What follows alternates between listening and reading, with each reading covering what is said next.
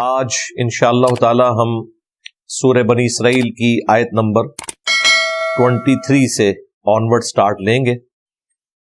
اس کا شروع کا حصہ ہم نے پچھلی دفعہ کور کیا تھا۔ یہ ذرا لمبی آیت ہے اور اس میں بھی جو 10 کمانڈمنٹس اللہ تعالیٰ نے بنی اسرائیل کو دی تھی، 10 بنیادی احکام، ان کا قرآنک ورژن یہاں پہ ڈسکس ہو رہا ہے۔ پہلی کمانڈ توحید سے متعلق تھی، اس پہ میں نے آلموسٹ 30 منٹ گفتگو کی تھی پچھلی دفعہ۔ اسی آیت کے اندر اب اس سے اگلی کمانڈ آ رہی ہے، اعوذ باللہ من الشیطان الرجیم، بسم اللہ الرحمن الرحیم، وَقَضَىٰ رَبُّكَ أَلَّا تَعْبُدُوا إِلَّا إِيَّهُ، اور تمہارے رب نے یہ بات طے کر دی تھی کہ مت پوجنا کسی کو سوائے اس کے۔ یہ پہلی کمانڈ۔ اسی کے ساتھ دوسری کمانڈ، وَبِالْوَالِدَيْنِ إِحْسَانًا، اور اپنے ماں باپ کے ساتھ احسان کی روش اختیار کرنا۔ قرآن حکیم میں 5 مقامات ایسے ہیں جن میں توحید کے فوراً بعد ماں باپ کے ساتھ حسن سلوک کرنے کا حکم آیا ہے۔ یہ کوئی معمولی بات نہیں ہے۔ 5 مقامات پہ توحید کے فوراً بعد، سورۃ البقرہ میں، سورۃ الانعام کے اندر، سورۃ النساء کے اندر، سورہ لقمان کے اندر، اور یہ سورہ بنی اسرائیل۔ یہ 5 مقامات ہیں کہ ماں باپ کے ساتھ حسن سلوک کرنا۔ پورے قرآن میں ماں باپ کے حقوق کا بیان جتنا ہوا، ان سب کو ایک پلڑے میں رکھیں، اور سورہ بنی اسرائیل میں یہ جو مسلسل 3 آیات ہیں، یہ اس سب پر بھاری ہے۔ اس میں کافی تفصیل کے ساتھ ذکر ہوا ہے۔ انشاءاللہ ہم اس کے ترجمے کو بھی کور کریں گے، اس پہ ٹائم بھی زیادہ لگائیں گے، اس سے ریلیٹڈ احادیث کو بھی انشاءاللہ تعالی میں ڈسکس کروں گا۔ ایک چیز اس میں یہاں پہ سکپ ہے جو کہ باقی جگہوں پر آئی، خصوصاً سورہ لقمان کے اندر، کہ اگر ماں باپ تجھے حکم دیں کہ تو میرے خلاف چلے یا شرک کرے، پھر تم نے ان کا کہنا نہیں ماننا، لیکن ساتھ ہی فرمایا دنیا میں معروف طریقے سے ان کے ساتھ چلنا ہے۔ معروف طریقہ یہ ہے کہ ان کے کھانے پینے کا خیال رکھنا، ان کے رہائش کے پوائنٹ آف ویو سے جو مسائل ہیں انہیں ایڈریس کرنا، بیمار ہو جائیں تو ان کی دیکھ بھال کرنا، یہ دنیا میں معروف طریقے سے چلنا ہے۔ حتیٰ کہ بخاری مسلم میں حدیث ہے، اسماء بنت ابی بکر جو حضرت ابو بکر کی بیٹی ہیں بڑی، ان کی والدہ مشرکہ تھیں اور وہ ملنے کے لیے آیا کرتی تھی۔ انہوں نے رسول اللہ صلی اللہ علیہ وآلہ وسلم سے پوچھا کہ میری ماں مشرکہ ہے، کیا میں اس کے ساتھ حسن سلوک کروں؟ تو آپ نے فرمایا دنیا میں معروف طریقے کے ساتھ اس کے ساتھ حسن سلوک کرنا ہے۔ لیکن بسا اوقات اس حسن سلوک میں ایگزیجریشن آ جاتی ہے۔ اکثر جذباتی قسم کی آپ کو تقریریں سننے میں ملیں گی کہ جی ماں باپ کے کہنے پہ تو بیوی کو بھی طلاق دے دینی چاہیے۔ اگر ماں باپ کے کہنے کے اوپر بیوی کو طلاق دینی ہے تو پھر تو شادی کرنے کی ضرورت ہی نہیں۔ اس کی وجہ ہے کہ یہ ہو ہی نہیں سکتا کہ شادی کے بعد ساس کا اور بہو کا کنفلکٹ نہ آئے، پھر تو ہر گھر میں طلاق عام ہونی چاہیے۔ پھر تو قرآن و سنت میں یہ تعلیمات ہونی چاہیے کہ شادی کرو اور پہلے ہی ہفتے طلاق دے دو۔ لیکن قرآن و سنت میں تو بالکل اس کے اپوزٹ باتیں ملتی ہیں۔ اس کا مطلب یہ ہے کہ یہ چند ایک جعلی روایتوں سے بعض لوگوں نے جو مسائل اخذ کیے، یا اکا دکا جو صحیح روایتیں بھی ہیں، وہ روایتیں بھی وحی کی تائید کے ساتھ ہیں۔ جس طرح عبداللہ ابن عمر کے بارے میں آتا ہے کہ ان کی بیوی کے ساتھ حضرت عمر کا کنفلکٹ تھا اور انہوں نے کہا اسے طلاق دے دو، انہوں نے نہیں دی، نبی الاسلام کے پاس آئے تو نبی الاسلام نے کہا کہ ٹھیک ہے تم طلاق دے دو۔ اب نبی صلی اللہ علیہ وآلہ وسلم کو تو وحی کی تائید حاصل ہے، وہ اگر کسی سے فرما رہے ہیں تو وہ صرف زبانی کلامی نہیں کہہ رہے، اس چیز کو نبی الاسلام نے کہیں مشروع نہیں فرمایا ورنہ حدیثیں یوں ہوتی کہ جب ماں باپ تمہیں طلاق دینے کا کہیں تو فوراً اپنی بیوی کو طلاق دے دو.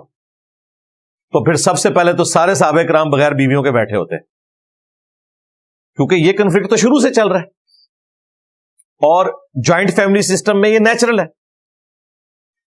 اس کے الٹ ضرور ملتا ہے. قرآن میں بیوی کے ساتھ, بچوں کے ساتھ, ماں باپ کے ساتھ حسن سلوک کا ذکر ہے. طلاق کو آخری درجے تک اوائڈ کرنے کا ذکر موجود ہے. اور احادیث میں تو جس طریقے سے کھول کھول کر نبی علیہ السلام نے بیان فرمایا, اس کے بعد تو گنجائش ہی نہیں رہتی. بخاری مسلم میں حدیث ہے, عورت مرد کی ٹیڑھی پسلی سے پیدا ہوئی ہے, اسے سیدھا کرنے کی کوشش نہ کرو ورنہ اسے توڑ بیٹھو گے, اور اسے طلاق دینا اسے توڑنا ہے. اس کا مطلب ہے نبی علیہ السلام نے کہا کہ نہیں توڑنا اسے. اس میں الفاظ ہیں اس سے نفع حاصل کرو, اسے سیدھا کرنے کی کوشش نہ کرو, یعنی توڑنے کی کوشش نہ کرو, یعنی کہ طلاق دینے کی کوشش نہ کرو. یہ حدیث بخاری میں بھی ہے, مسلم میں بھی. مسلم شریف میں تو اتنی حیران کن حدیث ہے, نبی علیہ السلام نے فرمایا شیطان کا تخت پانیوں پہ لگا ہوا ہے, شام کے وقت سارے چیلے آ کے اسے رپورٹ کرتے ہیں آج ہم نے فلاں شخص سے فلاں گناہ کروایا, فلاں شخص سے فلاں گناہ کروایا. شیطان خوش نہیں ہوتا, بڑا بڑا گناہ وہ گنواتے ہیں, بدکاری کا, چوری کا. ایک چیلا آ کے کہتا ہے آج میں نے میاں بیوی کے درمیان جدائی کروا دی ہے. شیطان اسے گلے لگا لیتا ہے کہ اصل کام تو نے کیا ہے. اس حدیث کی روشنی میں کیا یہ بات فٹ ان بیٹھتی ہے کہ ماں باپ کے کہنے پہ بیوی کو طلاق دے دی جائے؟ اسلام تو کہتا ہے جینوئن ریزن بھی ہو تب بھی آپ نے طلاق کو اوائڈ کرنا ہے. قرآن میں آیا کہ اگر عورت بے حیائی کرے تو سب سے پہلے اسے بستر سے الگ کرو, اس سے بڑی تو کوئی بات نہیں ہو سکتی. سورۃ النساء میں. پھر بھی صحیح روش اختیار نہ کرے تو اسے مارو, وہ بھی ویشیوں کی طرح نہیں مارنا, صرف چھوٹے بچوں کو جس طرح ڈانٹ ڈپٹ کی جاتی ہے اس میں بھی چہرے پہ مارنے سے منع کیا, ہڈی پسلی توڑنے سے منع کیا, ایک سازش کے طور پہ. اس سے بڑی کیا چیز ہو سکتی تھی؟ نبی علیہ السلام نے منع فرمایا. صحیح مسلم میں حدیث ہے کوئی بھی مؤمن اپنی مؤمنہ بیوی سے بغض نہ رکھے. صحیح مسلم میں ایک اور حدیث ہے دنیا برتنے کی جگہ ہے اور سب سے بہترین اگر کوئی متاع ہے دنیا کا تو نیک بیوی ہے. بخاری اور مسلم دونوں میں حدیث ہے میں اپنے بعد تمہارے لیے سب سے بڑی آزمائش تمہاری عورتیں چھوڑ کر جا رہا ہوں, یعنی ان کے ساتھ حسن سلوک کرنا ہے, یہ تمہاری ذمہ داری ہے. یہاں پر ہمارے پنجاب کے معاشرے میں بوڑھے لوگ جن کے ساتھ نوجوانوں کی دوستیاں ہوتی ہیں وہ انہیں شادی سے پہلے پٹی پڑھا دیتے ہیں کہ اپنی بیویوں کو دبا کے رکھنا ہے, کیونکہ انہوں نے یہی کچھ کیا ہوتا ہے. اور اینڈ رزلٹ آپ لوگوں کے سامنے ہے, پوری زندگی میاں بیوی لڑتے رہتے ہیں. یعنی آپ پرانے جو بوڑھے بابے ہیں نا ان کو دیکھیں نا تو سکون سے نہیں گھر میں رہتے. اسی طریقے سے وہ میاں بیوی جو پوری زندگی اکٹھے نہیں رہے ہوتے, بڑھاپے میں جب ریٹائرمنٹ کے بعد مرد گھر واپس آتا ہے کچھ عرصے بعد آپ طلاق سن لیتے ہیں. یہ عام آپ نے سنا ہوگا, یہ خصوصاً فوجیوں میں بہت ساری طلاقیں اس طرح کی ہو جاتی ہیں کیونکہ انہیں ساتھ رہنے کی عادت نہیں ہوتی, اور بڑھاپے کے وقت اب دونوں کی ہڈیاں اپنی جگہ فکس ہو چکی ہیں, کوئی پیچھے ہٹنے کے لیے تیار نہیں ہے. وہ طلاق ہو جاتی ہے اور وقت پڑ جاتا ہے بچوں کو. ماں کو بھی انہوں نے سنبھالنا ہے, باپ کو بھی سنبھالنا ہے, اور ایک جگہ نہیں رکھنا. ظاہر ہے وہ نامحرم ہو گئے ایک دوسرے کے لیے. یہ بہت بڑی آزمائش. یہ وہ ریئل ٹائم پرابلمز ہیں جو لوگ ہم سے آ کے ڈسکس کرتے ہیں اور کہتے ہیں نہیں کیا کریں, یہ مصیبت بن گیا آخری وقت میں ہمارے ماں باپ ہمارے لیے. وہ آپس میں غصے میں الجھے ہیں اور طلاق کر کے تو مصیبت ہماری جان کو ڈال دی ہوئی ہے. سب کے پاس تو فائنینشیل ریسورسز ایسے نہیں ہوتے نا کہ وہ ماں باپ کو الگ الگ مکانوں میں رکھ سکے. یہ ایک عذاب والی صورتحال شروع ہو جاتی ہے کیونکہ ساتھ رہنے کا تجربہ نہیں ہوتا. کورونا کے دنوں میں آپ نے نہیں سنا تھا کتنے لوگوں کی طلاقیں ہو گئی یورپ امریکہ میں, کیونکہ پہلے تو مصروف رہتے تھے ایک دوسرے کے ساتھ, بس اتنا ہی ریلیشن شپ تھا کہ بچوں کے پوائنٹ آف ویو سے کوئی تھوڑی بہت ڈسکشن ہو گئی، یا جاب کے پوائنٹ آف ویو سے، یا کھانے پینے کے موقع پہ، جب ساتھ پورا دن گزارنا پڑا تو دونوں ہی ڈان ہیں، عورتیں بھی ڈان ہیں اور ان کے ہسبینڈ بھی ڈان بنے ہوئے، اور at the end of the day Europe میں تو یو کے اندر کئی ایک میں نے یعنی مین ٹی وی چینلز کے اوپر خبریں دیکھی ہیں کہ کئی مردوں کو ان کی بیویوں نے مارا ہے۔ یہاں تو زیادہ تر مرد مارتے ہیں نا، وہاں زیادہ تر عورتیں مارتی ہیں، اور وہ کورونا کے دنوں میں جب لاک ڈاؤن چل رہا تھا، شکر ہے وہ لاک ڈاؤن ختم ہوا اور بعد میں زندگی نارملائز ہوئی۔ اسی طریقے سے بخاری شریف سے ایک حدیث پیش کی جاتی ہے کہ حضرت ابراہیم علیہ السلام جب حضرت اسماعیل علیہ السلام کی غیر موجودگی میں ان کے گھر آئے ملنے کے لیے، تو ان کی بیوی کے ساتھ انٹریکشن ہوا، یعنی اپنی بہو کے ساتھ۔ واپسی پہ جاتے ہوئے انہوں نے کہا کہ جب اسماعیل آئے تو اسے میری طرف سے پیغام دینا ہے کہ اپنے گھر کی چوکھٹ بدل لے۔ تو جب حضرت اسماعیل علیہ السلام واپس آئے، ان کو میسج دیا ان کی بیوی نے، تو انہوں نے طلاق دے دی اپنی بیوی کو، یعنی وہ کوڈ ورڈز میں بات کی تھی۔ بھائی حضرت ابراہیم علیہ السلام خلیل اللہ ہے، انہوں نے کوئی اندازہ نہیں لگایا تھا، ان کے پاس غیبی خبر تھی۔ غیبی خبر کے بغیر اٹکل پچو چلانا یہ نبی کی تو شان ہی نہیں ہے۔ اس طرح کے واقعات سے یہ پریسیڈنٹ سیٹ کرنا کہ آپ لوگوں کو یہ ترغیب دلائیں کہ ٹھیک ہے جی، ماں باپ اگر خوش نہیں ہے تو بیوی کو طلاق دے دو، اس کو سمجھنے کے لیے بڑی آسان بات ہے۔ جو یہ مشورہ دیتا ہے نا، اسے کہا جائے کہ اگر تیری بیٹی کو تیرا داماد اپنے ماں باپ کے کہنے پہ طلاق دے تو وہ کانوں کو ہاتھ لگائے گا، کہے گا نہیں ظلم ہے۔ تو جس کے لیے تم کوشش کر رہے ہو وہ بھی تو کسی کی بیٹی ہے۔ دنیا میں آپ نے ایشوز کو ریزالو کرنا ہے نا، اپنے آپ کو اس کی جگہ پہ رکھ کے دیکھیں، پھر آپ کو بڑی آسانی سے سمجھ آ جائے گی کہ اس وقت یہ بندہ زیادتی کر رہا ہے یا واقعی یہ بیچارہ مظلوم ہے، اسے بات سمجھ نہیں آ رہی، ہو سکتا ہے میں بھی اس کی جگہ پہ ہوں تو یہی صورتحال ہو۔ لیکن یہ بہت کم لوگ ہیں جو یہ امیجنیشن میں بھی تصور کرنے کے لیے تیار ہوتے ہیں۔ جس طرح کا آئیڈیل داماد ساس سسر چاہ رہے ہوتے ہیں نا، اس طرح کا آئیڈیل وہ اپنے بیٹے کو نہیں بننے دیتے اپنی بہو کے لیے۔ جو خوبیاں اپنی بہو کے لیے وہ چاہ رہے ہوتے ہیں نا کہ وہ یہ بھی کرے یہ بھی کرے یہ بھی کرے، اپنی بیٹی کے لیے کبھی نہیں چاہتے کہ وہ بھی اپنے ساس سسر کے ساتھ یہ بھی کرے یہ بھی کرے یہ بھی کرے۔ تو رزلٹ آپ کے سامنے ہے۔ تو حسن سلوک اپنی جگہ، لیکن یہ اس قسم کی چیزوں کو بیچ میں داخل کر کے اسے حسن سلوک کا نام دینا یہ بالکل غلط بات ہے۔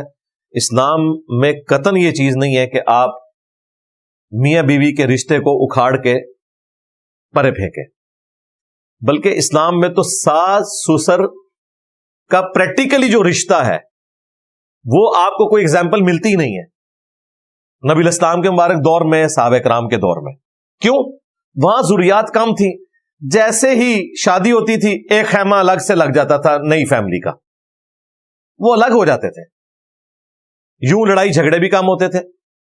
حسن سلوک اپنی جگہ جاری ہے، وہ ذہن میں رکھیے گا، وہ بیٹے کی ذمہ داری ہے، اس نے اپنے ماں باپ کے ساتھ حسن سلوک کرنا ہے۔ بیمار ہو جائیں گے ان کی خدمت کرے گا، ان کے کھانے پینے کا رہائش کا بندوبست کرے گا، یہ اس نے کرنا ہے، وہ اس کی اپنی ذمہ داری اپنی جگہ موجود ہے۔ اس لیے ان آیات کو بیان کرتے وقت تصویر کا دوسرا رخ بیان کرنا ضروری ہے۔ اب آ جائیں ماں باپ کے حقوق کی طرف۔ 5 مقامات پہ، جن میں سے ٹاپ آف لسٹ یہ مقام ہے۔ ایک چیز اس میں مینشن نہیں ہوئی تھی، سورہ لقمان میں آئی تھی کہ شرک کا کہیں تو پھر ان کا کہنا نہیں ماننا، وہ امپلائڈ تھا، وہ تو بخاری مسلم میں حدیث ہے کہ خالق کی نافرمانی میں مخلوق کی اطاعت نہیں کی جا سکتی، سیدھی سی بات ہے۔ لیکن پھر بھی انصاف کا تقاضا تھا، میں یہاں پہ کراس ریفرنس دیتا۔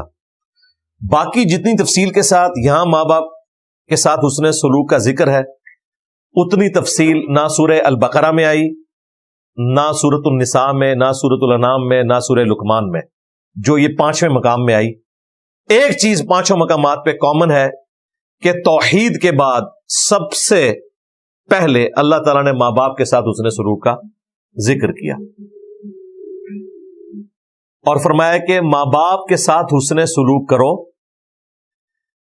وبالوالدین احسانا، اور اس میں بھی خصوصاً اما یبلغن عندک الکبر، اگر یہ تمہارے سامنے بڑھاپے کی حالت کو پہنچ جائیں، احدہما او کلاہما، وہ دونوں یعنی ماں اور باپ دونوں یا ان میں سے کوئی ایک، فلا تقل لہما اف، تو انہیں اف بھی نہ کہنا۔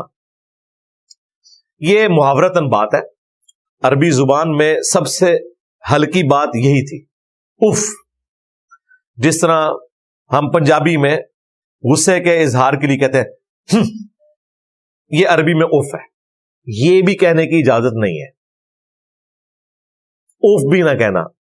اور خصوصاً بڑھاپے کا ذکر اس لیے ہوا کہ بڑھاپے میں جا کے ماں باپ بچوں والی عادتوں کا شکار ہو جاتے ہیں، باتوں کو بار بار ریپیٹ کرنا، اس میں سننے والے کے لیے کوف بھی ہوتی ہے لیکن اس کو برداشت کرنا ہے، انہیں اف بھی نہ کہنا۔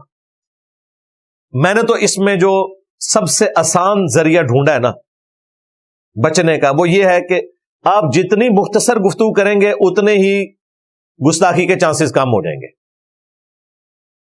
جتنی زیادہ گفتگو کریں گے اور اس میں پھر معاملات کھلتے چلے جائیں تو اس میں پرابلم زیادہ کھڑی ہوتی، ٹو دی پوائنٹ معاملات کو لے کے چلیں تو یہ چانسز کم ہو جائیں گے۔ ادروائز ظاہر ہے انسان ہے، انسان کو دوسرے انسان کی ایکٹیویٹیز کے اوپر غصہ آ ہی جاتا ہے، وہ آگے ذکر بھی آ جائے گا کہ اس طرح کبھی ہو جائے گا۔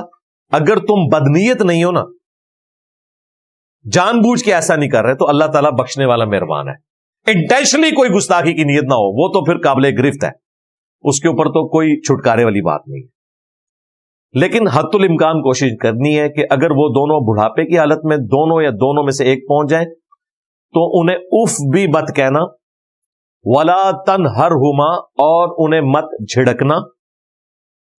اب یہ ہمیں ویسے آکورڈ لگ رہا ہوتا ہے کہ ماں باپ کو کون جھڑکتا ہوگا، لیکن یہ ٹی وی پہ آپ دیکھ لیں کس طریقے سے خبریں آتی ہیں، ویڈیوز بنی ہوئی ہیں، مار رہے ہیں ماں باپ کو، گھر سے نکال دیتے ہیں، اولڈ ایج ہاؤسز میں رکھوا دیتے ہیں۔ یورپ امریکہ میں اگر رکھواتے ہیں تو مار پیٹ کے نہیں رکھواتے، وہاں کوئی مارنے کا سوچ بھی نہیں سکتا، وہاں پرابلم الگ ہے کہ وہ ذمہ داری اٹھا نہیں سکتے، اور وہ اپنی جگہ جسٹیفائی ہیں کیونکہ ان کے ماں باپ نے بھی بچپن میں ان کے ساتھ اسی قسم کے سلوک کیا ہوتا ہے۔ وہ اپنی لائف بھرپور گزار رہے ہوتے ہیں اور پیرلر میں بس کبھی اسکول بورڈنگ اسکول میں داخل کروا دیا، پھر جب وہ کہتے ہیں اب ہم ان کو اسکول میں داخل کروائیں گے۔ ہمارے سب کانٹیننٹ کے معاشرے میں جو ماں باپ کا ایک گہرا رشتہ ہے اپنی اولاد کے ساتھ، تن من دھن لگا دیتے ہیں۔ جتنے بھی آپ کو کامیاب لوگ نظر آ رہے ہیں ان کے پیچھے آپ کو سب سے زیادہ کنٹریبیوشن ان کے ماں باپ کی نظر آتی ہے، فائنینشیل بھی، اخلاقاً بھی، ہر لحاظ سے، تب وہ کسی مقام کے اوپر پہنچتے ہیں۔ یہاں تو معاملہ ڈفرینٹ ہے، یہاں تو یعنی پھر وہ جسٹیفائی ہے یہ چیز کہ اولاد کا کام ہے کہ ماں باپ کے ساتھ حسن سلوک کرے، وہاں کا معاملہ ایک ڈفرینٹ ہے۔ تو جھڑکنا بھی نہیں، وَقُلْ لَهُمَا قَوْلًا كَرِيمًا، اور ان کے ساتھ بات نرمی کے ساتھ کرنی ہے، رسپیکٹ کے ساتھ کرنی ہے۔ وَاخْفِضْ لَهُمَا جَنَاحَ الذُّلِّ مِنَ الرَّحْمَةِ، اور اپنے بازو کندھے جھکا کر رکھنے ہیں عاجزی کے ساتھ، یعنی اس کو لفظی ترجمہ تو یہ ہے کہ اپنے پروں کو بچھا کے رکھنا ہے، جیسے ایک ماں بچوں کی حفاظت کرتی ہے یا ایک مرغی اپنے چوزوں کو اپنے پروں کے نیچے لیتی ہے، اس طریقے سے ماں باپ کے ساتھ بڑھاپے میں سلوک کرنا ہے۔ جناح الذل من الرحمہ، رحمت کے ساتھ۔ وقل رب ارحمہما کما ربیانی صغیرا، اور ان کے حق میں یہ دعا کرنی ہے کہ اے رب ہمارے ان دونوں پر رحم فرما جس طرح انہوں نے بچپن میں مجھے پالا تھا۔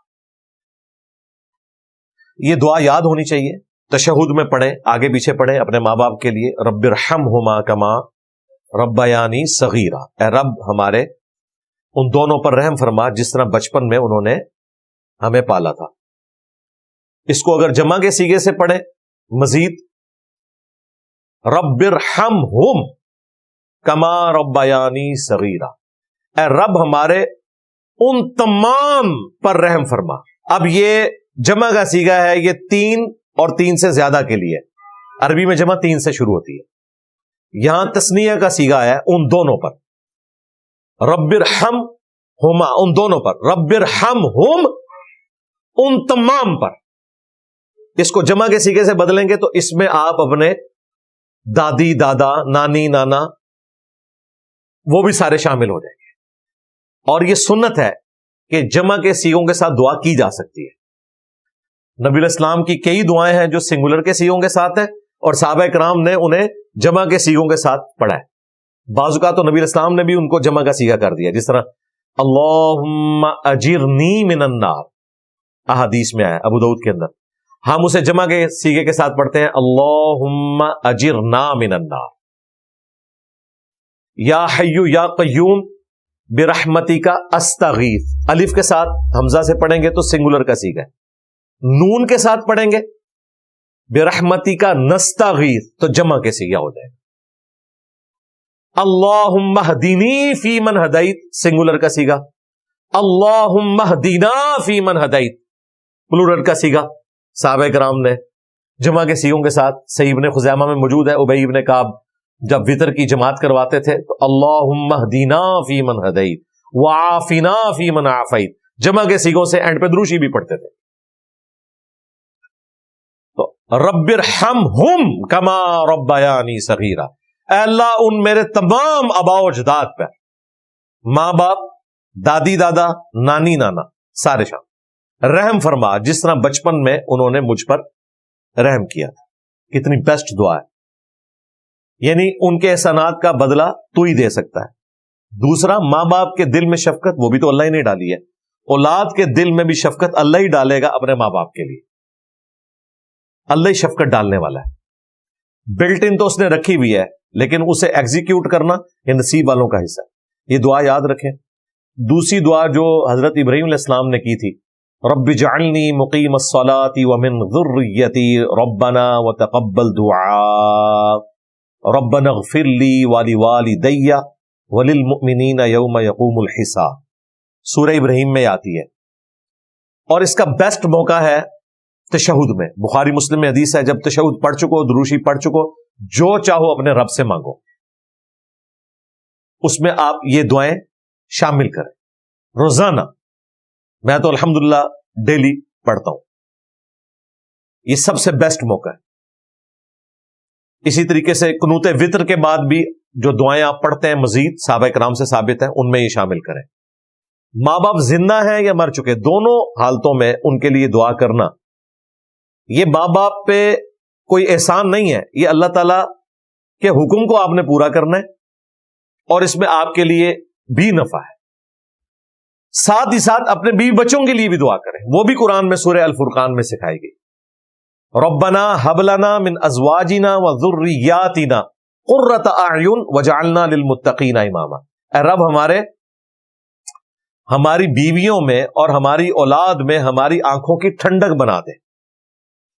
یعنی ان کے اعمال ایسے ہوں کہ میری آنکھیں ٹھنڈی ہوں، اور ہمیں پرہیزگار لوگوں کا امام بنا، پرہیزگار لوگوں کا فور فادر، ابا و اجداد ہمیں بنا دے. یعنی ہماری نسل میں بھی سب لوگ پرہیزگار ہوں. یہ دعا ہے. یہ دعا بیوی بچوں کے لیے. اور ایک دعا ایسی ہے جو آپ نے اپنے تمام رشتہ داروں کے لیے، پوری امت کے لیے کرنی ہے. اللہم ربنا آتینا فی الدنیا حسنہ وفی الآخرۃ حسنہ وقینا عذاب النار. اس میں سارے شامل ہو جائیں گے. رب ہمیں دنیا میں بھی بھلائیاں عطا فرما، آخرت میں بھی بھلائیاں عطا فرما، اور آخرت کی سب سے بڑی بھلائی عطا فرما دے کہ ہمیں آگ کے عذاب سے بچا لے. آمین. تو یہ 3 دعائیں کم از کم یاد کر لیں اور انہیں تشہد میں پڑھیں. تشہد کے علاوہ بھی ایک اور موقع ہے، صحیح مسلم میں حدیث ہے، سجدے میں انسان اپنے رب کے سب سے زیادہ قریب ہوتا ہے، لہذا خوب دعائیں مانگا کرو. 3 دفعہ سبحان ربی الاعلی پڑھ کے، یا باقی جو تسبیحات ہیں، سبوح قدوس رب الملائکۃ والروح. ایک اور تسبیح بخاری مسلم میں آئی ہے، سبحانک اللہم ربنا وبحمدک اللہم اغفر لی. یہ دعائیں بھی پڑھیں اور ساتھ یہ دعائیں بھی پڑھیں. کسی ایک سجدے میں پڑھ لیں، یہ نہیں کہ ہر سجدے میں پڑھنی ہے. 5 نمازوں میں کسی ایک نماز کی کسی ایک رکعت میں بھی یہ دعائیں آپ نے پڑھ لی تو ایک دن میں آپ نے جو حق ادا کرنا تھا دعا والا وہ کر لیا، ونس ہی کافی ہے۔ لیکن یہ دعائیں یاد ہوں گی تو آپ پڑھیں گے، ترغیب دلائی جائے گی تو پڑھیں گے۔ ماں باپ کے حقوق کے حوالے سے ایک حدیث بڑی مشہور ہے بخاری اور مسلم میں۔ نبی صلی اللہ علیہ وآلہ وسلم سے ایک صحابی نے پوچھا کہ میرے حسن سلوک کا سب سے زیادہ حقدار کون ہے اس پلانٹ ارتھ پہ مخلوقات میں سے؟ نبی علیہ السلام نے فرمایا تیری ماں۔ دوسری بار پوچھا، فرمایا تیری ماں۔ تیسری بار پوچھا، فرمایا تیری ماں۔ چوتھی بار پوچھا تو فرمایا تیرا باپ۔ یعنی اگر ماں باپ کے حقوق کے 4 حصے کیے جائیں تو 3/4 ماں کا حق ہے، 1/4 باپ کا حق ہے۔ اور اس کی حکمت بھی اللہ تعالیٰ نے قرآن میں بیان فرمائی ہے۔ سورہ لقمان کے اندر دودھ پلاتی ہے ماں، اور پھر وہ جب پریگنینسی کی تکلیف سے گزرتی ہے اس کا ذکر بھی اللہ تعالیٰ نے کیا ہے۔ اس کی وجہ سے اللہ تعالیٰ نے ماں کا حق زیادہ رکھ دیا ہے۔ حتیٰ کہ سنن نسائی میں حدیث ہے جنت تیری ماں کے قدموں کے پاس ہے، یعنی ماں کی خدمت کر کے جنت کمائی جا سکتی ہے۔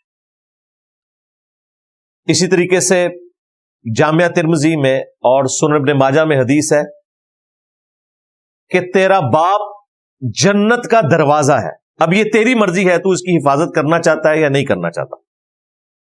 باپ کے لیے بھی فضیلت آئی ہے۔ ویسے مشہور تو حدیث یہی ہے کہ جنت ماں کے قدموں کے نیچے ہے، باپ والی حدیث بھی ہے۔ جامعہ ترمذی میں اور ابن ماجہ میں ایک اور حدیث ہے تو اور تیرا مال تیرے باپ کا ہے، تو وہ حدیث الگ سے ہے۔ پھر وہ مشہور حدیث جو جامعہ ترمذی کے اندر موجود ہے اور المستدرک للحاکم میں، بڑی ایکسٹراڈنری حدیث ہے، اور اس کا کچھ حصہ مسلم شریف میں بھی ہے۔ مسلم شریف میں جو ماں باپ سے متعلق حصہ ہے نا وہ مسلم شریف میں ہے کہ ہلاک ہو جائے وہ شخص جو ماں باپ کو، دونوں کو یا دونوں میں سے کسی ایک کو بڑھاپے کی حالت میں پائے اور ان کی خدمت کر کے جنت نہ کما سکے۔ نبی علیہ السلام نے اس کے اوپر آمین کہا ہوا ہے۔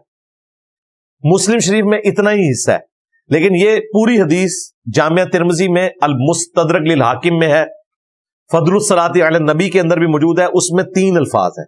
نبی علیہ السلام مسجد میں تشریف لائے، آپ نے ممبر کی پہلی سیڑھی پر قدم رکھا، فرمایا آمین، دوسری پہ رکھا، فرمایا آمین، تیسری پہ رکھا، فرمایا آمین۔ صحابہ کرام نے کہا یا رسول اللہ آج آپ نے ایسا عمل کیا ہے جو ہم نے آپ کو پہلے کرتے ہوئے نہیں دیکھا۔ اچھا میرا ایک معصومانہ سوال ہے، دنیا کے سارے غوثوں سے بڑے غوث وہاں بیٹھے ہوئے تھے، انہیں تو نہیں پتا چلا نبی علیہ السلام نے آمین کیوں کہا ہے؟ یہ کہتے ہیں جی عبد القادر جیلانی جو ہے نا وہ کائنات کو اس طرح دیکھ رہے ہیں جس طرح ایک رائی کا دانہ ہتھیلی پر ہوتا ہے، اور دوسری طرف آپ کو یہ بھی کہانی کراتے ہیں کہ بڑے سے بڑا غوث قطب ابدال ہو ایک صحابی کے گھوڑے کے قدموں کی خاک کے برابر بھی نہیں، یہ کہتے ہیں نا۔ تو سارے غوث تو وہاں بیٹھے ہوئے تھے بڑے، کسی کو نہیں پتا چلا کہ نبی علیہ السلام آمین کیوں کہہ رہے ہیں۔ اس کا مطلب ہے یہ کہانی کرواتے ہیں آپ کو صرف۔ تو نبی علیہ السلام نے فرمایا کہ حضرت جبرائیل آئے تھے، یار حضرت ابو بکر عمر عثمان و علی کو تو حضرت جبرائیل نہیں نظر آئے، تو بھائی پھر ہم یہ کہیں گے نا کہ ابو بکر عمر عثمان علی جیسا ہے ہی کوئی نہیں، تیرا غوث پاک تشاہی کوئی نہیں ان کے مقابلے پہ۔ اور ظاہر ہے عبد القادر جیلانی اس سے ناراض نہیں ہوں گے یہ بات سن کے، کیونکہ انہوں نے خود کہانی لکھی ہوئی ہے بنیۃ الطالبین میں، یہ کہانی ہے، فراڈ ہے، ہم نہیں مانتے، لیکن غوث پاک کے خلاف تو یہ دلیل ہے نا۔ انہوں نے خود بنیۃ الطالبین میں لکھا ہوا ہے کہ بڑے سے بڑا غوث قطب ابدال ایک صحابی کے گھوڑے کے قدموں کی خاک کے برابر نہیں۔ پھر انہوں نے کہا کہ حضرت برا نہ بناؤ، اسی تو کہہ رہے ہیں ابو بکر عمر عثمان و علی جیسا کوئی نہیں، اسی تو چاہیے کوئی نہیں۔ آپ نے تو کہا تھا کہ ابو بکر عمر عثمان و علی کے گھوڑے کی خاک جیسا کوئی نہیں، میں تو شاہی کوئی نہیں۔ ہم نے تو پھر بھی تھوڑا سافٹ کر دیا ہے، حالانکہ یہ بھی جعلی بات ہے۔ کوئی مسلمان صحابی کے گھوڑے سے کمتر نہیں ہو سکتا، نہ اس کی خاک کے برابر۔ مسلمان تو جامعہ ترمذی اور ابن ماجہ میں حدیث ہے ایک مؤمن کی حرمت کعبے سے بڑھ کے۔ یہ کہانیاں بنائی ہوئی ہیں انہوں نے، جعلی ہیں، لیکن یہ کہانیاں ہم نے ان کے گلے فٹ کر دی ہیں۔ گھنٹی جو انہوں نے बांधी हुई थी ना, हमने इनके गले में बांध दी है, लो सामो कि अगर ये बात करते हो तो फिर संभालो इसे। और उसमें भी फिर ना जानबूझ के कहेंगे हजरत मुआविया के घोड़े के कदमों की खाक। जैसे शिया ने घोड़ा बनाया हुआ है ना, सुन्नियों ने हजरत मुआविया का घोड़ा बना लिया हुआ है। दोनों ही घोड़े जाली हैं भाई। वो जुलजना हजरत हुसैन का ही घोड़ा था, ठीक है ना, ये जो आपने पाले हुए ये जुलजना नहीं है। बहरहाल ये कहानी थी, लेकिन फिर भी इन पे तो फिट होती है ना। तो वहां तो किसी साहबी को नहीं पता चला। फिर नबी इस्लाम ने कहा कि जब मैंने पहली सीढ़ी पे कदम रखा तो हजरत जिब्राइल मेरे पास आए और उन्होंने मुझे अल्लाह की तरफ से सलाम भेजा और कहा कि या रसूलल्लाह, अल्लाह ताला ने हुक्म दिया है कि जो मैं दुआ करूं रसूलुल्लाह उस पर आमीन कहें, नबी इस्लाम की मोहर लगे। उसमें पहली सीढ़ी पे जब कदम रखा तो हजरत जिब्राइल ने कहा कि या रसूलल्लाह आप आमीन कहें कि बर्बाद हो जाए वो शख्स जिसके सामने आपका जिक्र हो और वो आप पर दुरूद ना पड़े। अल्लाहुम्मा सल्ली अला मुहम्मद व अला आलि मुहम्मद। एक मजलिस में 12 रसूलुल्लाह का जिक्र हो सल्लल्लाहु अलैहि वसल्लम तो कम से कम एक दफा दुरूशी पढ़ना ये जरूरी है। तो नबी इस्लाम ने कहा आमीन। जब दूसरी सीढ़ी पर कदम रखा तो हजरत जिब्राइल इस्लाम ने अर्ज किया कि आप दुआ पर आमीन कहें कि बर्बाद हो जाए वो शख्स जो मां बाप को बुढ़ापे में पाए, दोनों को या दोनों में से किसी एक को, और वो उनकी खिदमत करके जन्नत ना कमा सके। नबी इस्लाम ने कहा आमीन, मोहर लगा दी। ये वो हिस्सा है जो मुस्लिम शरीफ में भी है। और तीसरी सीढ़ी पर जब कदम रखा तो हजरत जिब्राइल इस्लाम ने अर्ज की कि आप आमीन कहें कि बर्बाद हो जाए वो शख्स जो रमजान मुबारक का महीना पाए और वो अपनी मगफरत ना करवा सके। नबी इस्लाम ने कहा आमीन। अच्छा, ये हदीस आप बचपन से सुन रहे हैं, लेकिन जो एंगल मैंने बताया कि सारे गोसों के गोस वहां बैठे हुए थे, नबी इस्लाम से क्यों पूछ रहे हैं? कित्थे गया दिमाग? कहते हैं इंजीनियर साहब के आने से क्या फर्क पड़ा? ये फर्क पड़ा जी, कभी आप लोगों ने अपना दिमाग इस्तेमाल नहीं किया था। आप तो वो 3 बातें याद किए हुए थे, हम तो स्टार्ट में ही पकड़ लेते हैं कि भाई ये गल शुरू की तो वही है।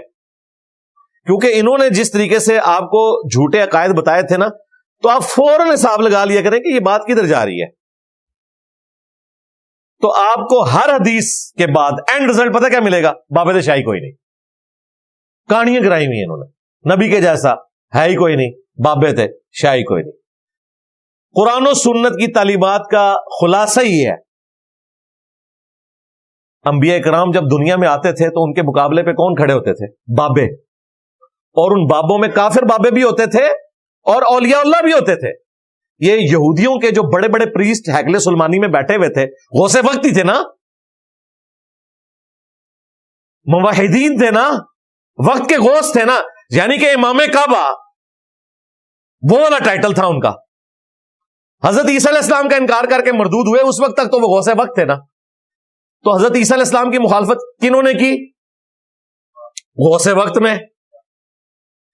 तो ये बाबे इतनी पैड़ी शैन है कि जब ये डी ट्रैक हो, ये पैगंबर की भी मुखालफत करते हैं। मैं और आप शाही कोई नहीं इनके मुकाबले पे, मुखालफत के पॉइंट ऑफ व्यू से। वैसे तो जिन्होंने लम्हा पाल है एक ही शायद साढ़े स्टूडेंट के भी शायद कोई नहीं ने, यानी अपनी हठधर्मी में ये जिस आला दर्जे पे पहुंचे हुए हैं उसके मुकाबले पे आम मुसलमान तो वली है, जो हठधर्मी इनके अंदर पाई जाती है। इसीलिए कुरान में आया सूरह हामीम सजदा में कि क़यामत वाले दिन जहन्नमी कहेंगे कि ऐ अल्लाह, जिन्नों और इंसानों में से हमारे वो बुजुर्ग जिन्होंने हमें दुनिया में गुमराह किया, आज उन्हें हमारे हवाले कर, हम उन्हें अपने पांव के नीचे रोंदेंगे कि इनकी वजह से हम गुमराह हुए। और सूरतुल अज़ाब में आया कि हमारे बड़ों को, हमारे बुजुर्गों को ऐ अल्लाह दुगना अजाब दे, दुनिया में हम इनकी वजह से गुमराह हुए थे। हकीकत बात है, हम तो दुनिया में इस वक्त यकीन करें इनके लिए बदवाएं निकलती हैं कि जिनके साथ लगे हुए थे ये तो हमें जहन्नम में फेंकने लगे थे, आखिरत में तो आप गुस्से को छोड़ दें, क्या होगा। इधर ही जिसके ऊपर तौहीद खुलती है ना, जिसे कुरान और सुन्नत का तारुफ होता है, वो कहता है या अल्लाह इन्होंने बेड़ा गर्क कर, इन्होंने साढ़े मां प्यो गुमराह किया, उन्होंने मां प्यो गुमराह किया। आप जरा इमेजिन करें कितने लोग हमारी लाइव स्ट्रीम में आके रो रहे होते हैं कि जी अब्बा जी इसी तरीके से शिरक करते हुए मर गए, हम किन्हें बदवाएं दें अपने बुजुर्गों को, इनके ऊपर कनूते नाजला पड़े। खुश नसीब है वो लोग जिन्होंने अपने मां बाप को मरने से पहले اللہ کی توفیق سے دعوت دے کے حق پر لانے میں وہ کامیاب ہوئے ہیں اور جہنم میں جانے سے بچا لیا ہے. جن کے تو مر چکے ہیں ان سے پوچھیں وہ کس تکلیف میں ہیں. وہ تو کہتے ہیں کہ انہوں نے لمحہ پاواں گے, ٹوٹے ٹوٹے کرواواں گے انہاں دے اپنے سامنے. سورۃ الاعراف میں آئے کہ جب کبھی بھی کوئی جہنم میں داخل کی جائے گی نا امت, تو وہ کہے گی کہ اے اللہ ہمارے بزرگوں کو دگنا عذاب دینا جن کے پیچھے چل کے ہم گمراہ ہوئے تھے. اللہ تعالیٰ فرمائے گا تمہارے لیے بھی دگنا ہے اور تمہارے بزرگوں کے لیے بھی دگنا ہے, کیونکہ تم بھی تو آنے والوں کے لیے بزرگ بنے ہوئے ہو نا. یہ آج جو علماء کے نام اتنے احترام سے لیتے ہیں, کیوں لے رہے ہوتے ہیں؟ کل کو انہوں نے بوڑھا ہونا ہے نا تو ان کے نام بھی احترام سے لیے جائیں. اسی لیے اتنی لمبی دمیں لگائیں گے, علماء کے فضائل سنائیں گے, آپ کہیں گے یار اس کو کیا اس میں سے فائدہ؟ بھائی کل کو اس کی داڑھی سفید ہونی ہے, یہ ساری دمیں اس نے اپنے ساتھ لگانی ہے, کیونکہ وہ جو دموں والا ہے اس نے تو قبر میں چلے جانا ہے, دمیں اس نے باہر چھوڑ جانی ہے, وہ اس نے اپنے ساتھ لگانی ہے. تو وہ پہلے تیار کر رہا ہوتا ہے آپ کو کہ اگلی باری میری ہے. اور وہ میں نے آپ کو بتایا نا کہ جو نیا آتا ہے نا اپنا لچ فرائی کر کے جاتا ہے. تصوف میں قادری سلسلہ ایگزسٹ ہی نہیں کرتا تھا, یہ جنیدیہ سلسلہ تھا. علی بن عثمان حجویری بھی کشف المحجوب میں جنیدیہ سلسلہ لکھتے ہیں اسے, کیونکہ وہ بھی سلسلہ جنیدیہ میں تھے. علی بن عثمان حجویری کے جو پیر صاحب تھے نا وہ 2 واسطوں سے جنید بغدادی کے مرید تھے, اور عبد القادر جیلانی 4 واسطوں سے جنید بغدادی کے مرید تھے. عبد القادر جیلانی کا سلسلہ ذرا تھوڑا چل پڑا تو وہ جنیدیہ سلسلہ ہی دنیا سے ختم ہو گیا. اب اس سلسلے کو قادری کہا جاتا ہے, عبد القادر کی وجہ سے قادری. لیکن انہوں نے کچھ عرصہ ہی ظاہر بادشاہی کرنی تھی, ان کے اپنے مریدین شاذلی رفائی سلسلے شروع ہو گئے, سب کانٹیننٹ میں آئے, تو اعلی حضرت نے اپنی نسبت چلا دی رضوی. الیاس قادری صاحب کے نام کے ساتھ دیکھیں نا لکھا ہوتا ہے مولانا الیاس قادری رضوی ضیائی. اچھا, پھر الیاس قادری صاحب نے کہا کہ میں بھی اپنا حصہ ڈالوں. انہوں نے اپنے مریدوں کا آپ لگاؤ اتاری.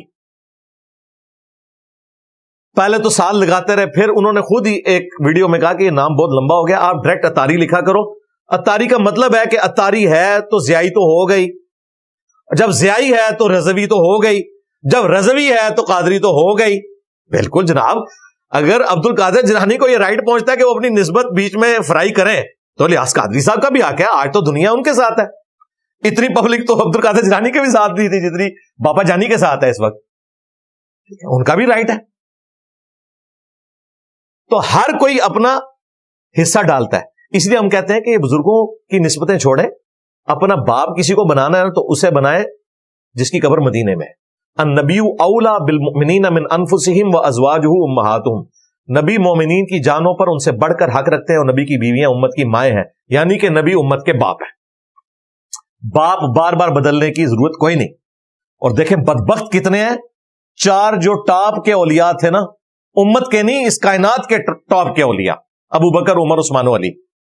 اگلی امتوں میں بھی یہ 4 بندے ان کے اصحاب سے بھی افضل ہیں. ان کے نام کا آپ کو کوئی سلسلہ نہیں نظر آ رہا. کہیں آپ نے سنا ہے سلسلہ صدیقیہ؟ سلسلہ ہے, اس کا نام نقشبندیہ رکھا ہوا ہے, کہتے ہیں ابو بکر صدیق تک جاتا ہے, تو صدیقیہ کیوں نہیں ہے؟ فرق دیکھا؟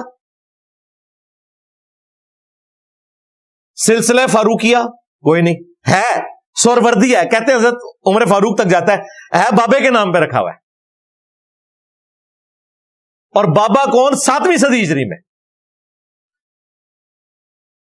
عثمانیہ کوئی نہیں, ان تک تو سلسلہ بھی کوئی نہیں جاتا, وہ اتنی مظلوم ہستی ہیں.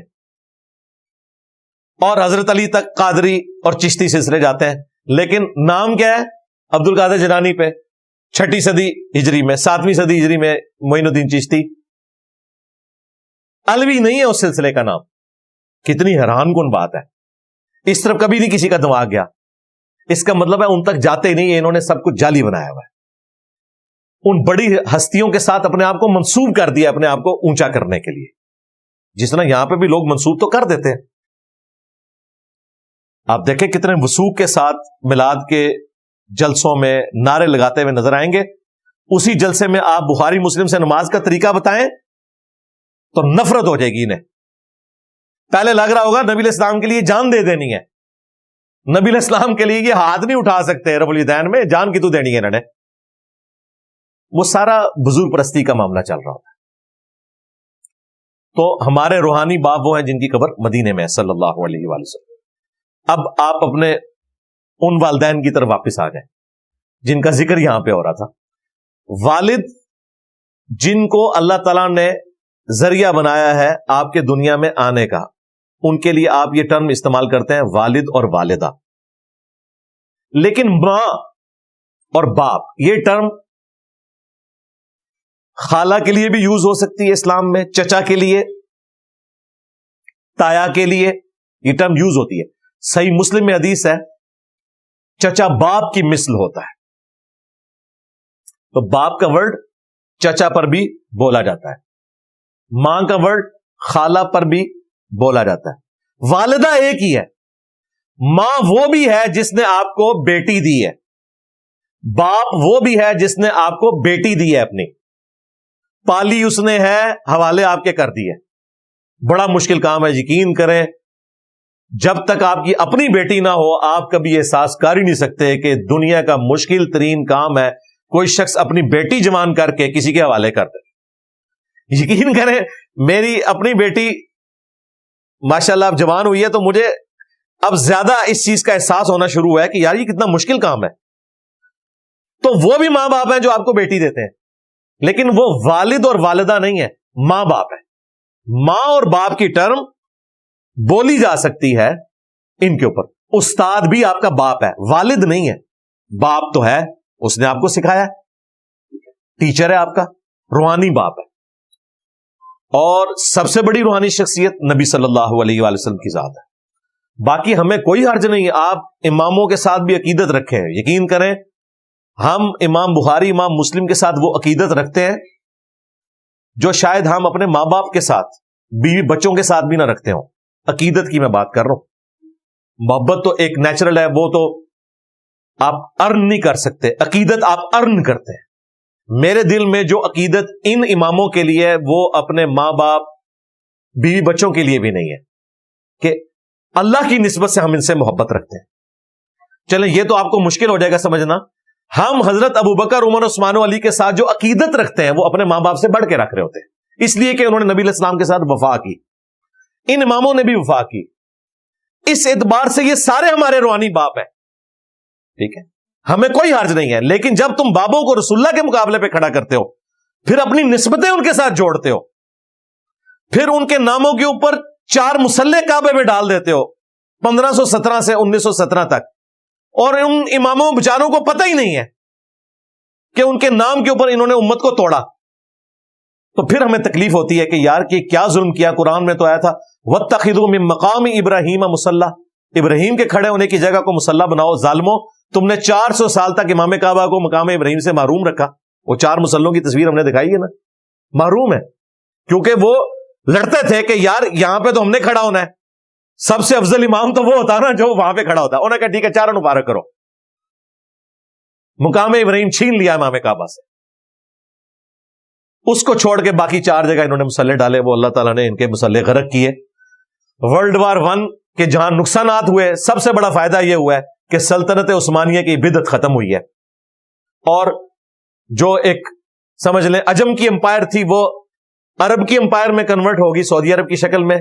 کافروں کے ہاتھ میں نہیں گیا مکہ مدینہ, لیکن یہ جو اس میں سے فائدہ ہوا کہ مقام ابراہیم پہ کھڑا ہو گیا امام کعبہ اور وہ 4 مصلے اٹھ گئے, یہ بہت بڑی اللہ کی طرف سے ایک نعمت ہوئی ہے. ورنہ جس طرح آج میڈیا کا دور ہے, اس وقت کافروں کے ہاتھ میں سب سے بڑی اگر کوئی کوڑا ہونا تھا نا مسلمانوں کے خلاف, انہیں کہنا تھا یہ ہے جی جو کہتے ہیں جی ہمارا قرآن ایک, نبی ایک, اللہ ایک, انہیں کہنا تھا تکو کعبے 4 مصلے جے. اگر قرآن اللہ نبی ایک ہے تو یا تو 4 نمازیں ہو رہی ہے, کدی نماز صحیح ہے. آپ نے کہنا تھا ساروں کی صحیح ہے, پرانی کہانیاں. انہیں کہنا تھا ساروں کی صحیح ہے, 4 کے کھلانے کی ضرورت ہے, ایک کھڑا کرو یا 4 رکھ لو. پہلے سارے فجر کی نماز ایک کے پیچھے پڑھیں, پھر سارے زور کی نماز دوسرے کے پیچھے. یہ بھی نہیں, پیرلل میں. وہ اللہ نے ان کی بدعت ختم کی. ان 400 سالوں میں ان کا فخر تھا کہ جی ہم اجماع امت ہیں. ان کتنے گیا اجماع؟ اجماع تو مر گیا, ختم ہو گیا. تو الحمدللہ ہمارے روحانی باپ وہ ہیں جن کی قبر مدینے میں صلی اللہ علیہ وسلم, اور ہر وہ شخص ہمارا روحانی باپ ہے جو ہمیں رسول اللہ کی بات بتائے صلی اللہ علیہ وسلم. خواہ وہ خلفائے راشدین ہوں، اہل البیت ہوں، ثقہ تابعین ہوں، تبع تابعین ہوں، قیامت تک آنے والے وہ لوگ جو رسول اللہ صلی اللہ علیہ وآلہ وسلم کا راستہ دکھائیں گے، ان کی قدموں کی خاک ہماری آنکھوں کا سرما، ہم اتنی عقیدت ان سے رکھتے ہیں۔ لیکن بعد وہ اللہ رسول کی بتائیں، کیونکہ انہوں نے عزت اللہ اور اس کے رسول کے نام پہ اویل کی ہیں۔ اگر یہ اللہ رسول سے غداری کریں گے ہم انہیں نہیں مانیں گے۔ ہم کسی سے بھی محبت کرتے ہیں اللہ رسول کی نسبت کی وجہ سے کرتے ہیں، عز وجل و صلی اللہ علیہ وآلہ وسلم۔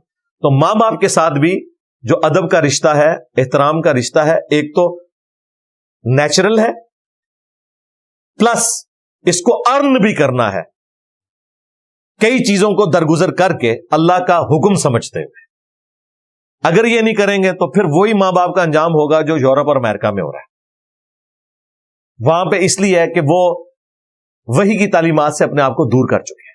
وہ تو حیران ہوتے ہیں، آپ دیکھیں کتنے بوڑھے ہیں این جی اوز میں، پاکستان، افغانستان میں پوری زندگیاں گزاری ہیں، اور انہوں نے کہا کہ ہمیں دفن بھی ادھر ہی کرنا ہے۔ یہاں ہم نے رسپیکٹ دیکھی ہے اپنے ماں باپ کی تو چھوڑ دے، دوسرے بزرگوں کی بھی۔ ایون آج کے اس ماڈرن دور میں بھی کسی نہ کسی درجے میں وہ رسپیکٹ والا ایلیمنٹ تو موجود ہے، الحمدللہ۔ اب وہ بات کنکلوڈ ہو رہی ہے جس کا میں نے شروع میں ذکر کیا تھا، ربکم اعلم بما فی نفوسکم، تمہارا رب خوب جانتا ہے جو تمہارے دلوں میں ہے۔ یعنی تمہارے دلوں میں اگر ماں باپ کی توہین کرنے کی نیت نہیں ہے تو اللہ کو پتا ہے۔ بعض اوقات ہو جاتا ہے، آواز اونچی ہو گئی، کسی بات پہ آپ غصہ کھا گئے۔ ہمارے اسٹوڈنٹس کو تو اس تکلیف سے گزرنا پڑ رہا ہے، ہمیں خود بھی گزرنا پڑا، اور ظاہر ہے وہ آخرت کے پوائنٹ آف ویو سے۔ میں دنیاوی معاملات میں تو لمبی بحث کرتے ہی نہیں ہوں، سیدھی بات ہے، لیکن آخرت کے پوائنٹ آف ویو سے ظاہر ہے جتنے جوان بچے ہیں وہ چاہتے ہیں ہمارے ماں باپ بھی جنت کے راستے پہ آئے، نبی الاسلام کا راستہ اختیار کریں، اور بعض اوقات سمجھاتے ہوئے کوئی نہ کوئی ایک ریڈ لائن بھی کراس ہو جاتی ہے جس میں ان کی نیت نہیں ہوتی لیکن ہو جاتی ہے۔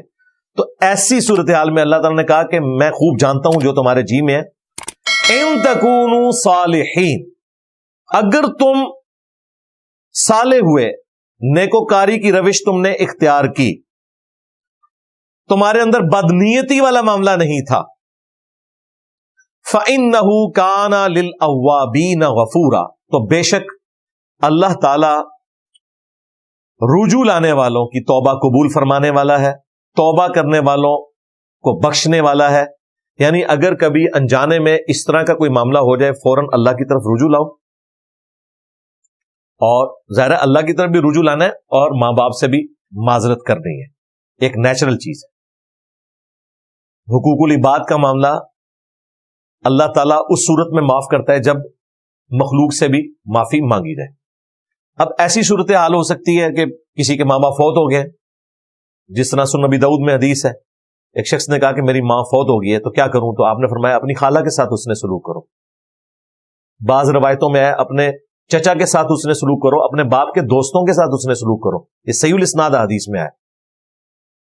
سب سے بڑی بات ان کے لیے دعا کرو، اور اگر فوت ہو چکے ہیں تو ان کی طرف سے صدقہ اور خیرات کیا جائے۔ بخاری میں حدیث ہے، سعد ابن عبادہ کہتے ہیں کہ میں سفر پہ تھا، میری ماں پیچھے سے فوت ہو گئی، میں نبی الاسلام کی خدمت میں حاضر ہوا اور کہا کہ یا رسول اللہ میری ماں فوت ہو گئی، میں سفر پہ تھا، اب میں اپنی ماں کے لیے ایسی کیا چیز کروں کہ اسے کوئی فائدہ پہنچے، تو میں نے سوچا ہے کہ میں ان کی طرف سے کنواں کھدوا دوں، یہ صحیح بخاری کی حدیث ہے۔ تو کیا میری ماں کو اس کا ثواب مرنے کے بعد ملے گا میں اس کی طرف سے کنواں کھدواؤں؟ تو آپ نے فرمایا ہاں، بالکل مختصر جواب دیا، کوئی آئے بائیں شائی والا معاملہ ہی نہیں۔ یہ پرنسپل حدیث ہے اس حوالے سے کہ اولاد جو صدقہ اور خیرات کرتی ہے اس کا ثواب ماں باپ کو ملتا ہے۔ سنن نسائی میں تو یہاں تک آیا کہ اس کنویں کا نام پڑ گیا ام سعد کا کنواں، یہ سعد کی ماں کا کنواں ہے، اس کا نام پڑ گیا، حالانکہ والدہ فوت ہو چکی تھی۔ صحیح مسلم میں حدیث ہے میت کو صرف 3 چیزوں کا ثواب پہنچتا ہے مرنے کے بعد۔ نمبر 1 علم کی بات، جو اس نے اپنی زندگی میں کوئی خدمت کی، جس طرح امام بخاری امام مسلم نے خدمت کی، ان کو آج تک ثواب مل رہا ہے، اور یہ نیچرل ہے، انہوں نے خود ہی کیا ہے، انہی کو ملنا چاہیے۔ دوسرا فرمایا صدقہ جاریہ، جس نے کوئی ایسا کام دین کے لیے کیا جو مسلسل جاری ہے، اس میں بھی آپ امام بخاری امام مسلم کا نام پیش کر سکتے ہیں۔ صحابہ کرام کی تو بہت بڑی کنٹریبیوشن ہے نا اہل بیت کی، تو ان کا ذکر کرتے ہیں تو پھر ہم اپنا جب سر اٹھاتے ہیں تو ہماری تو پگڑی بھی نیچے گر جائے. میں مثالیں ان لوگوں کی اس لیے دیتا ہوں کہ تاکہ ہمارے اندر بھی جذبہ پیدا ہو کہ یہ امتی ہو کر بھی 200-250 سال بعد آ کے بھی کنٹریبیوٹ کر کے گئے ہیں، تو ہم بھی کوئی کنٹریبیوشن کر سکتے ہیں آج کے دور میں بھی. تیسرا فرمایا نیک اولاد جو اپنے ماں باپ کے لیے دعا کرتی ہے. اولاد جو دعا کرتی ہے اس کا حصہ ماں باپ کو ملتا ہے، اولاد کے ہر نیک عمل کا ثواب آٹومیٹکلی بھی ملتا ہے. سنن ابن ماجہ میں حدیث ہے، ایک شخص کے مرنے کے بعد جنت میں درجے بلند ہوئے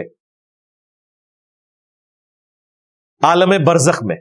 تو نبی علیہ السلام کہتے ہیں اس شخص نے اپنے رب سے پوچھا کہ یہ تو میرا عمل نہیں تھا جس کا فائدہ مجھے ملا مرنے کے بعد. تو اللہ تعالیٰ نے فرمایا کہ تیرے بیٹے نے دنیا میں تیرے لیے استغفار کی ہے، اس کا نفع تجھے ملا ہے. اس کا مطلب ہے کہ مرنے کے بعد اپنے ماں باپ کے لیے بالخصوص، باقی پوری امت کے لیے بالعموم دعا کرنی چاہیے، اور یہ دعا سورۃ الحشر میں مشروع ٹھہرائی گئی ہے. ربنا اغفر لنا ولاخواننا الذین سبقونا بالایمان.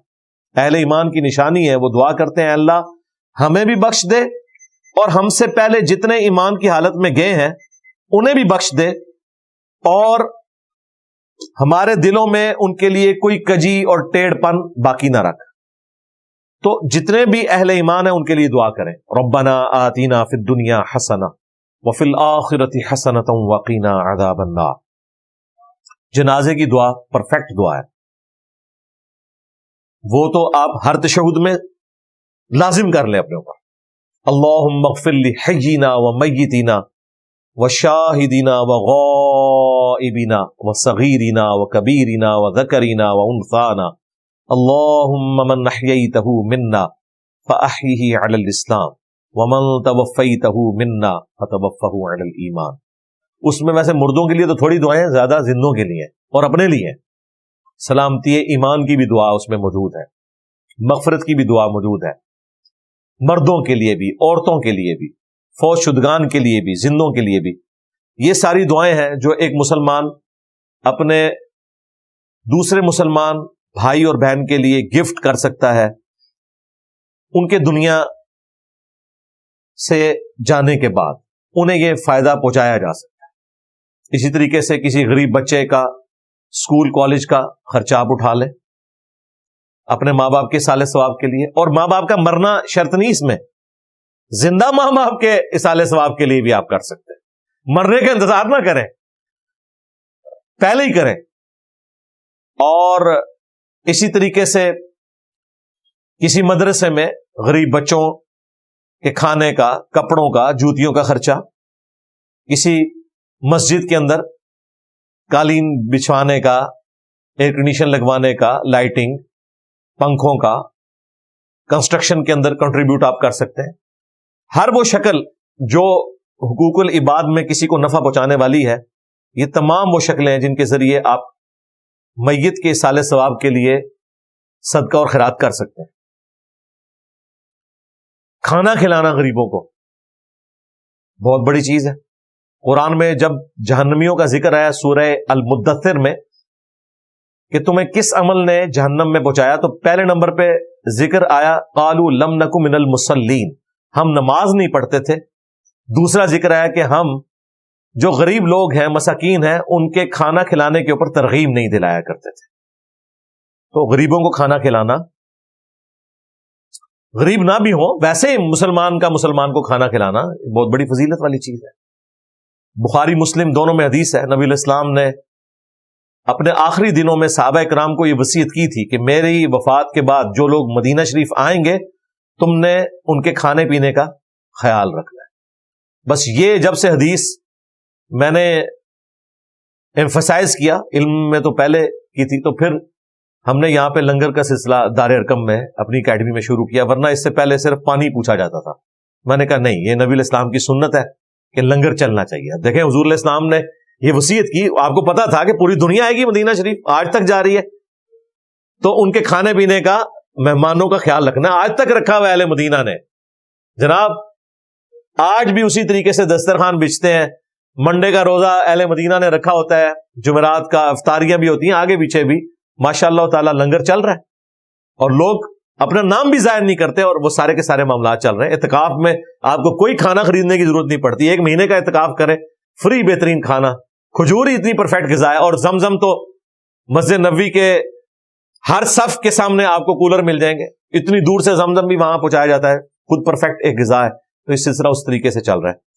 اللہ تعالیٰ سے دعا ہے جو حق بات میں نے کہی اللہ تعالیٰ ہمارے دلوں میں راسخ فرمائے، اگر جذبات میں میرے منہ سے کوئی غلط بات نکل گئی تو اللہ تعالیٰ ہمارے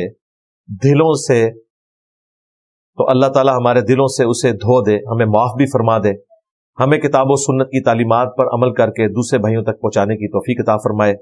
سبحانک اللہم و بحمدک، اشہد ان لا الہ الا انت، استغفرک و اتوب الیک، وما علینا الا البلاغ المبین۔ جزاکم اللہ خیرا۔